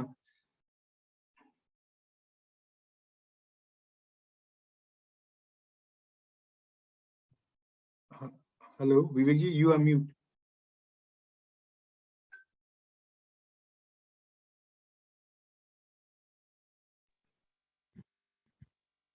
एउटा सर जस्तै एउटा क्वेशन आएको छ. हजुर. कि कसैले आफ्नो डिभिडेन्ड लिएको छैन अरे 20 वर्ष भइसक्यो हैन, क्लेम गरेकै छैन अहिलेसम्म, उहाँले चाहिँ आफ्नो डिभिडेन्ड कसरी क्लेम गर्न हुन्छ? त्यसको लागि चाहिँ यसो छ, तपाईको 20 वर्ष पुरानो, त्यसको लागि चाहिँ 20 वर्ष पुरानो भइसक्यो हो भने as far as I remember राष्ट्रिय बैंकले चाहिँ एउटा पुरानो डिभिडेन्डको चाहिँ एउटा कोषमा हाल्ने गरेको छ हैन. सर्टेन इयर्स सम्मको डिभिडेन्ड चाहिँ तपाई पाउनुहुन्छ डेफिनेटली. whatever the case, तपाईले कम्पनी आफ्नो कम्पनीमा एकचोटी सम्पर्क गरिहाल्नु पर्यो as soon as possible to get the dividends. So तपाई डिभिडेन्ड चाहिँ डेफिनेटली पाउनुहुन्छ. कहिले सम्मको पाउनुहुन्छ भन्ने कुरामा चाहिँ अलिकति आई एम नट श्योर अहिले.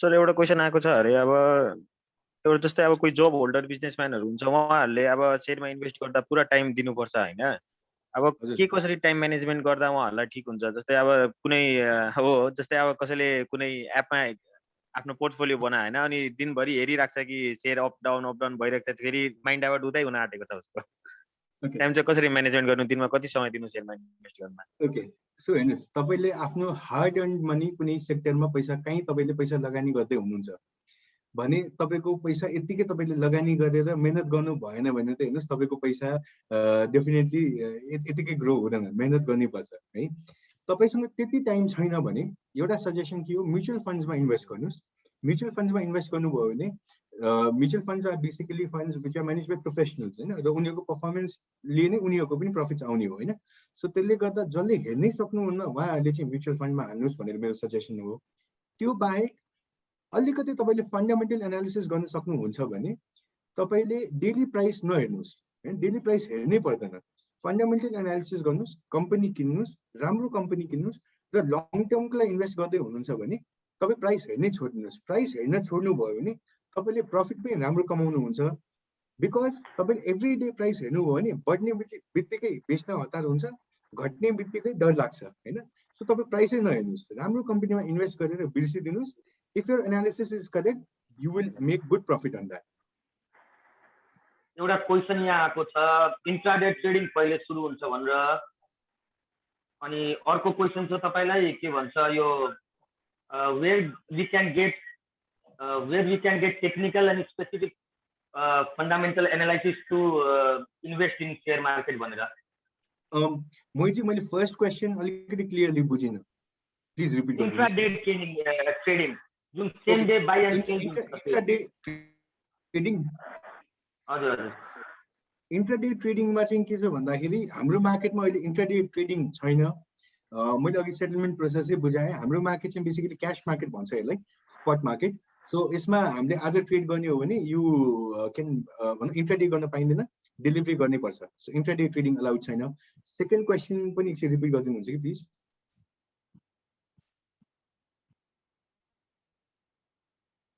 Hello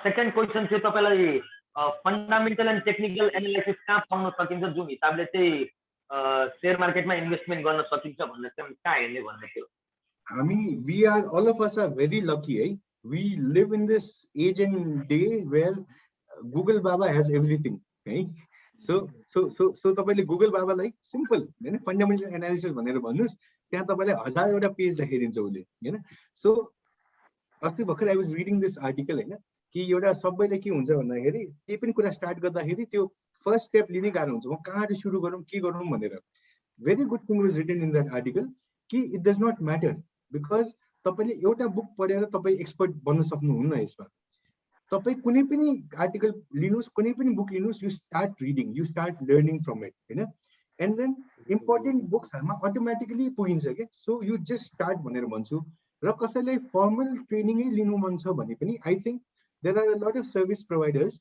such as I think Share Sansar, Mero Lagani, you know, there are lots of them. If you see, they provide guided lessons, right? Jahan basically you can enroll and you can learn these things. अनि अर्को एउटा छ हजुर एउटा अब यो last question भनौँ मैले होइन जसरी कि अहिलेको जुन यो पोलिटिकल सिनारियोहरू छ यसले जुन के भन्छ मार्केट एउटा क्वेसन आएको छ मार्केट कहिलेकाहीँ बुल पनि गर्छ कहिलेकाहीँ मार्केट ढाइल पनि दिन्छ यसमा इन्भेस्टरले कसरी के भन्छ यसलाई रियाक्ट गर्ने यस्तो हुन्छ अब तपाईँले हेर्नुहोस् फन्डामेन्टल एनालिसिस गरेर कम्पनीको सेयर किन्नु भएको छ भने तपाईँको पोलिटिकल इन्स्टेबिलिटी हुनु भनेको सर्ट टर्ममा हुन्छ जस्तै अहिले भइरहेको छ होइन अब एमाले रहने कि कङ्ग्रेस रहने आउने होइन यो सर्ट टर्मको कुराहरू हो नि त सो यसले तपाईँको त्यो कम्पनी स्पेसिफिकमा त केही फरक त नपार्नु पर्ने हो होइन सो त्यसले गर्दा if you are investing fundamentally value investing गर्नुहुन्छ भने these things will not matter हो if let's say there is ideological change in the politics होइन for example let's say you have had a very capitalist government for a long period of time, and एक्कासी एउटा socialist government आयो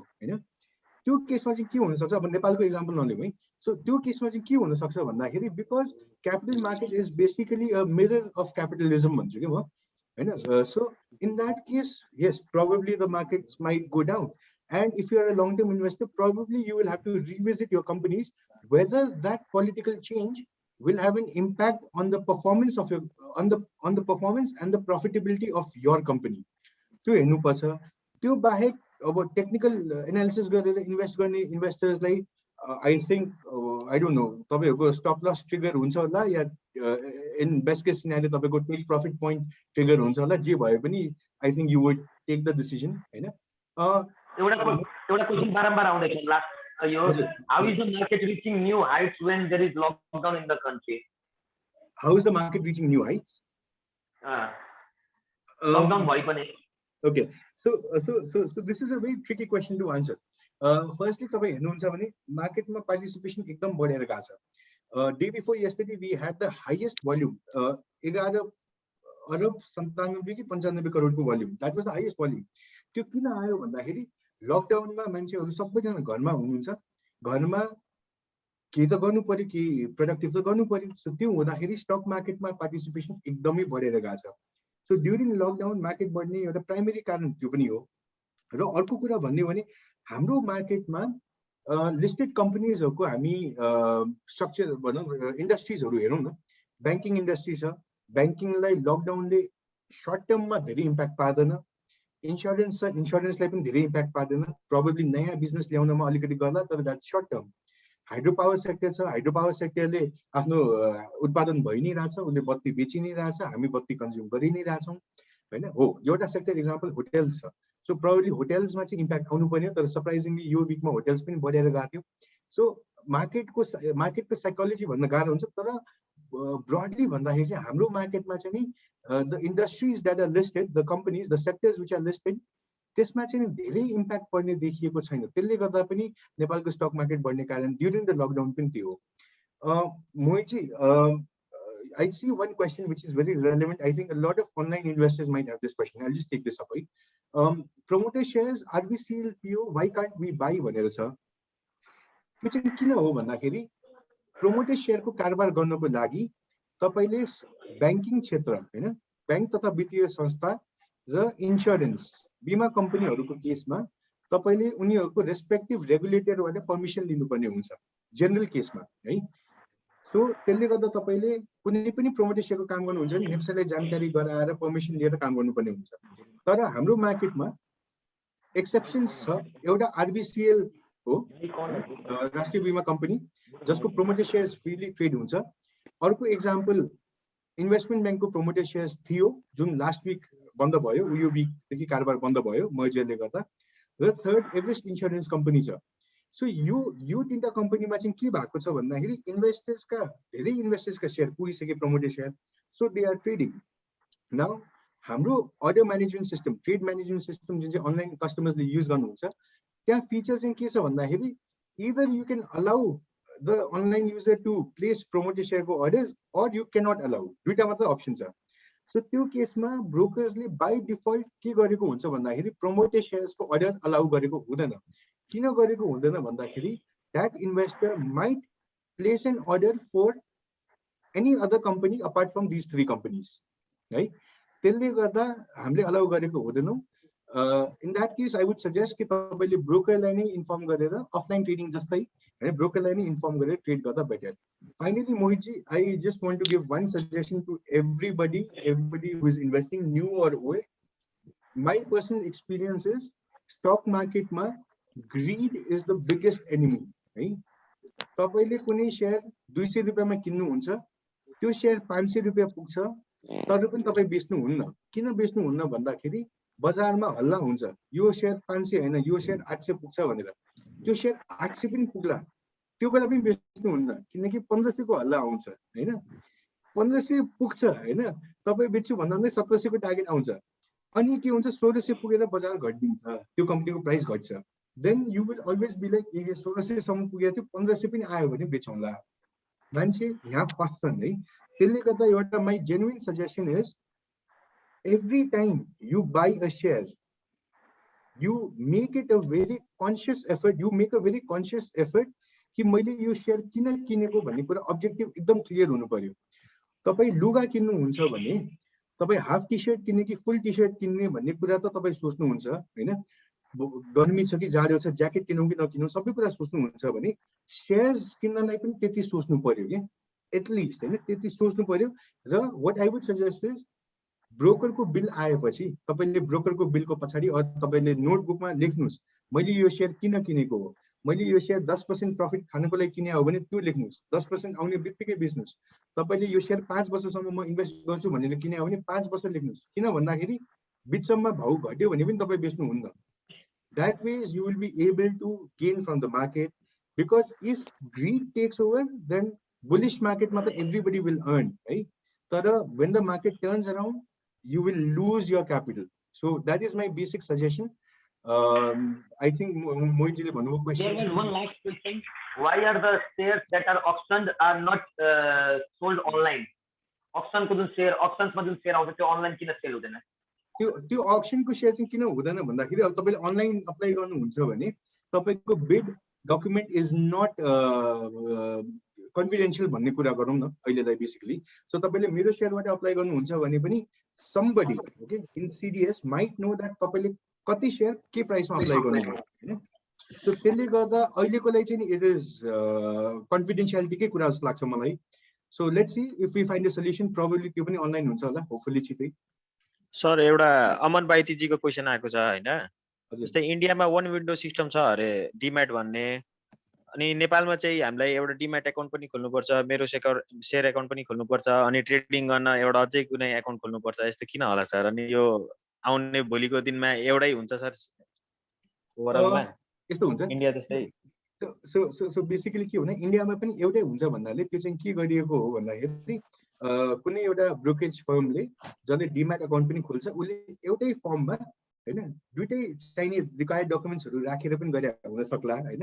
तर हाम्रोमा अलिकति के छ भन्दाखेरि हाम्रोमा लिगल रेगुलेटरको साइडबाट अलिकति स्ट्रिन्जेन्ट छौँ के यो सब कुरामा, त्यसले गर्दा हो। I agree and I understand कति ह्यासल हुन्छ यसमा, and we are working towards it हैन कि तपाईहरुलाई वान विन्डो भन्नाले पनि एटलिस्ट तपाईले यस्तो होस् न कि तपाईले जम्मै आफ्नो डिटेल्स हालिसकेपछि यु क्यान चुज हैन डिम्याट एकाउन्ट खोल्ने कि मेरो शेयर एकाउन्ट खोल्ने कि ब्रोकरको ट्रेडिङ एकाउन्ट खोल्ने। So we are working on that, तर अहिलेलाई चाहिँ अलिकति लिगल इश्यूज चाहिँ छ त्यसमा। Nitesh bhai, there is one question like we have said that before investing to any company we should see the financial analysis and technical analysis. We have to do the financial, so what factor we have to see in the technical analysis or financial analysis before investing in the company? So before investing in the company अब तपाईले fundamental analysis गर्नुहुन्छ भने त सबैभन्दा पहिला त पहिले के कम्पनीले कति कमाइरहेछ पर शेयर हैन। त्यसपछि अब तपाईले एउटा एक्जाम्पल दिन्छु,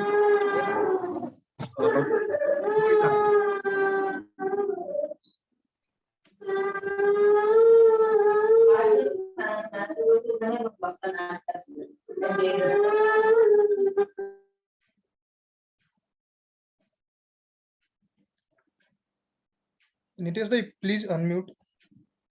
ओके सो बेसिकली तपाईले फर्स्टमा हेर्ने कुरा भने त कम्पनीको बिजनेसै हेर्ने हो नि, कम्पनीको बिजनेस के हो, उसले कति कमाउँछ भन्ने कुरा हेर्ने हो। त्यसपछि let's say you find so if that company is earning well हैन, सो तपाईले पर शेयरको अर्निङ्स हेर्ने हो हामीले। So per share let's say that company is earning 50 rupees, very good हैन, 50 rupees per share every year कमाउँछ भने त त्यस्तो कम्पनी कहाँ पाउँछ। तर लेट्स से तपाईले अर्निङ्स हेर्नुभयो, त्यसपछि गएर त्यो there are two companies which trade for, दुईटै कम्पनीको अर्निङ्स 50 रुपीज छ। एउटा कम्पनी चाहिँ 500 रुपैयाँमा तपाईले पाउनुहुन्छ मार्केटमा, स्टक मार्केटमा, अर्को कम्पनी तपाईले 1000 रुपैयाँमा पाउनुहुन्छ भनेपछि there is another ratio which is called price PE ratio, that is basically price earning ratio. So you divide the price by the earnings per share. So 500 रुपैयाँको कम्पनीको केसमा के भयो, the PE ratio becomes 10, but for a company which is trading at 1000 rupees the PE ratio becomes 20। So basically that means that PE ratio सस्तोमा पाइरा company नै किन्नु पर्यो। यो एकदम बेसिक है, there are lots of things हैन। तपाईले त्यसपछि प्राइस अर्निङ रेशियो हेर्नुहुन्छ, तपाईले त्यसपछि कम्पनीको डेटको इस्युज, डेट फ्री कम्पनी हो कि हैन हैन, किनकि डेटको अब्लिगेसन त बिजनेस घट्यो भने पनि चाहिन्छ, उसँग कति क्याश फ्लो छ, a lot of time investors miss out, right? Cash flow statements हेर्नु एकदम जरुरी छ. You might be earning very good profits, but then if you're not realizing cash for it, then what is that earnings used for? You can काम भएन. Finally, you also need to look at growth of the company. So, for example, I'll give you an example of USA. Apple भनौँ न. So, Apple initial for a lot many years, Apple did not give out dividends. किन दिएन भन्दाखेरि it needed that profits, हैन, retain गर्नु पर्यो थियो. So उसलाई growth थियो. अब if you just look at the matrix of dividend, कि dividend दिने company किन्ने भने त Apple किन्न सक्नु हुन्न थियो, किन्नु हुन्न थियो. तर Apple मा त growth थियो नि त, हैन. So उसले retain गर्यो. Now books मा के भनिन्छ कहिलेकाहीँ चाहिँ नि, if the company which is not giving out dividends starts giving dividends, त्यो के हुन्छ? त्यसको मतलब के हुन सक्छ? अब कम्पनीलाई growth पुग्यो और उसले R&D को लागि पैसा चाहिएन, अब उसले dividends दिन थाल्यो भने पनि हुन सक्छ. So there are a lot of things which you have to look at. So यसमा यो सानो एउटा आन्सरमा चाहिँ भन्न सकिन्छ. So बेसिक कुराहरु मैले छुए हैन, धेरै हुन्छ यसमा. Thank you, Daiti. Vivek, over to you. ठिक छ, आज अब हामी कार्यक्रमको अन्ततिर आइसकेका छौँ. धन्यवाद सबैजनालाई. आजको यस कार्यक्रममा मलाई कोअर्डिनेटरको भूमिका दिनुभएकोमा नेपाल अग्रवाल युवा मञ्चलाई म धन्यवाद गर्न चाहन्छु. सारा सम्पूर्ण महानुभावहरू यति एग्रेसिभ स्थिति हेरेर धेरै हर्ष महसुस भएको छ मलाई. अब म यो फ्लोर नेपाल अग्रवाल युवा मञ्चका मनिषजीलाई दिन चाहन्छु. मनिषजी. धन्यवाद विवेक, र साथै म धन्यवाद दिन चाहन्छु नितेशजी र सौरभजीलाई. उहाँले आफ्नो बिजी शेड्युलमा टाइम निकालेर हाम्रोमा टाइम दिनुभयो. र त्यसैगरी अब हामी कार्यक्रमको अन्त्यतिर आइपुगेका छौँ र नेपाल अग्रवाल युवा मञ्चले शेयर मार्केट सम्बन्धी आधारभूत जानकारी गराउने उद्देश्यले यो कार्यक्रम आयोजना गरेको थियो र आगामी दिनमा पनि हामी अझै बृहत कार्यक्रम आयोजना गर्ने प्रतिबद्धता जाहेर गर्दै अब कार्यक्रममा धन्यवाद ज्ञापनको लागि म नेपाल अग्रवाल युवा मञ्चका प्रथम उपाध्यक्ष श्री प्रदीप अग्रवालज्यूलाई अनुरोध गर्दछु र साथै म पनि बिदा लिन चाहन्छु.